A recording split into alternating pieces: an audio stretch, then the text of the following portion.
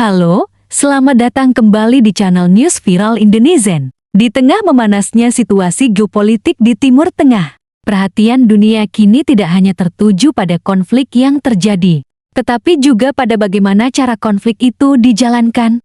Salah satu aktor yang terus menjadi sorotan adalah Korps Garda Revolusi Islam atau IRGC. Dalam beberapa waktu terakhir, mereka kembali menunjukkan kemampuan militernya melalui serangkaian serangan yang bukan hanya intens, tetapi juga canggih secara teknologi. Yang membuat serangan ini berbeda adalah penggunaan kombinasi antara rudal balistik presisi tinggi dan drone bunuh diri.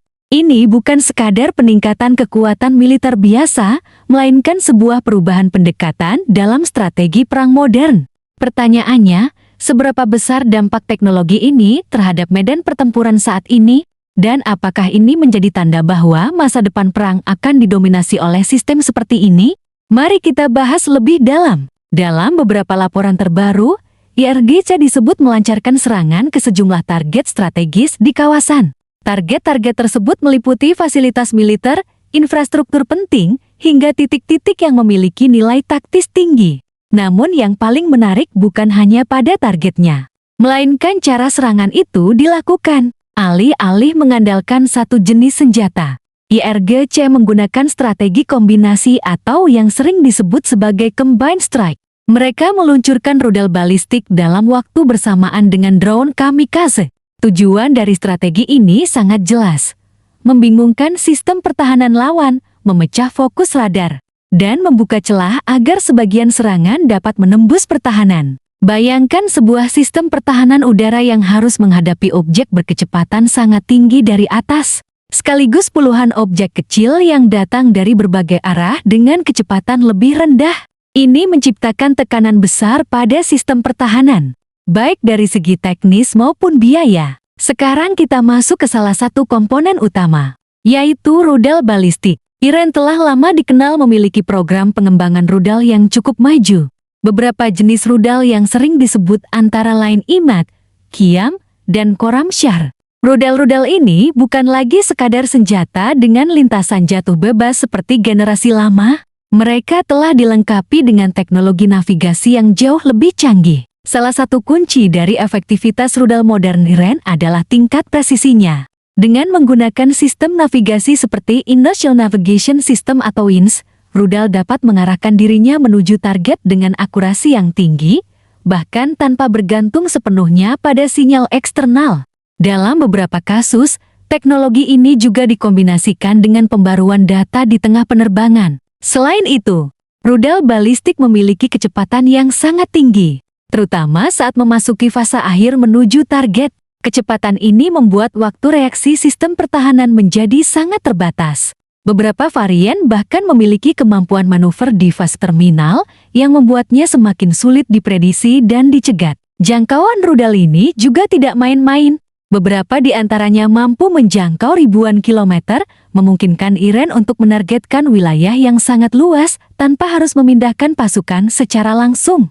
Ini memberikan keuntungan strategis yang besar, terutama dalam konteks konflik regional. Namun, kekuatan rudal saja tidak cukup. Disinilah peran drone menjadi sangat penting. Iran dikenal sebagai salah satu negara yang sangat aktif mengembangkan drone militer, khususnya drone bunuh diri atau yang sering disebut sebagai loitering munition.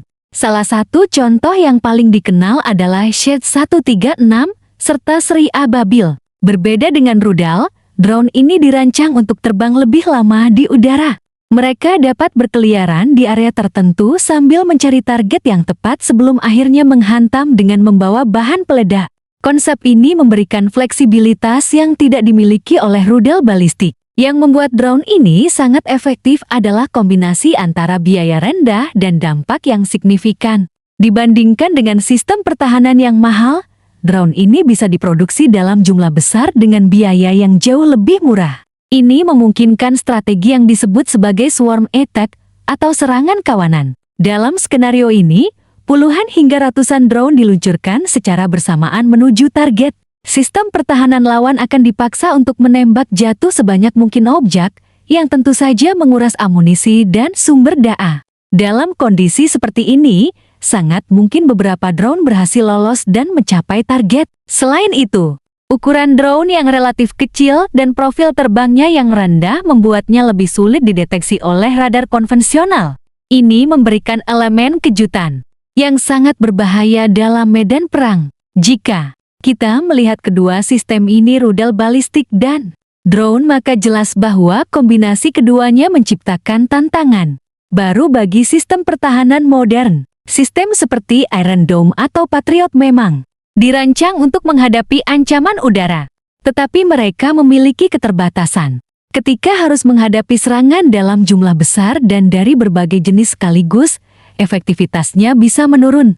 Selain itu, biaya untuk mencegat satu rudal atau drone seringkali jauh lebih mahal dibandingkan biaya pembuatan senjata yang digunakan untuk menyerang. Hal ini menciptakan ketimpangan yang menarik dalam strategi militer. Dengan investasi yang relatif lebih kecil, pihak penyerang dapat memaksa pihak bertahan untuk mengeluarkan biaya yang jauh lebih besar. Ini adalah bentuk perang asimetris yang semakin relevan di era modern. Dari sisi geopolitik, kemampuan ini juga meningkatkan posisi tawar Iran di kawasan. Tanpa harus terlibat dalam perang skala besar, mereka dapat memberikan tekanan yang signifikan melalui demonstrasi kekuatan teknologi. Ini membuat negara-negara lain harus berpikir dua kali sebelum mengambil langkah militer. Melihat ke depan, perkembangan teknologi ini kemungkinan besar akan terus berlanjut. Kita mungkin akan melihat drone yang lebih pintar dengan kemampuan kecerdasan buatan untuk memilih target secara otomatis. Rudal juga akan semakin akurat dan mungkin lebih sulit dideteksi. Di sisi lain, negara-negara yang menjadi target harus berinvestasi dalam sistem pertahanan baru yang lebih adaptif. Ini bisa mencakup teknologi laser, sistem anti-drone, hingga integrasi kecerdasan buatan dalam sistem pertahanan udara. Satu hal yang pasti, perang modern sedang mengalami perubahan besar. Bukan lagi soal siapa yang memiliki pasukan terbesar, tetapi siapa yang memiliki teknologi paling efisien dan adaptif. Dan apa yang kita lihat hari ini dari Iran bisa jadi hanyalah awal dari era baru dalam peperangan global. Itulah analisis mendalam dari New Viral Indonesian tentang bagaimana rudal dan drone Iran mulai mengubah wajah perang modern. Menurut Anda, apakah teknologi seperti ini akan menjadi dominan di masa depan?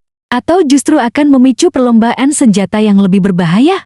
Tulis pendapat Anda di kolom komentar. Jangan lupa untuk like video ini, subscribe ke channel News Viral Indonesian, dan aktifkan lonceng notifikasi agar Anda tidak ketinggalan update terbaru seputar berita global dan analisis mendalam lainnya. Sampai jumpa di video berikutnya.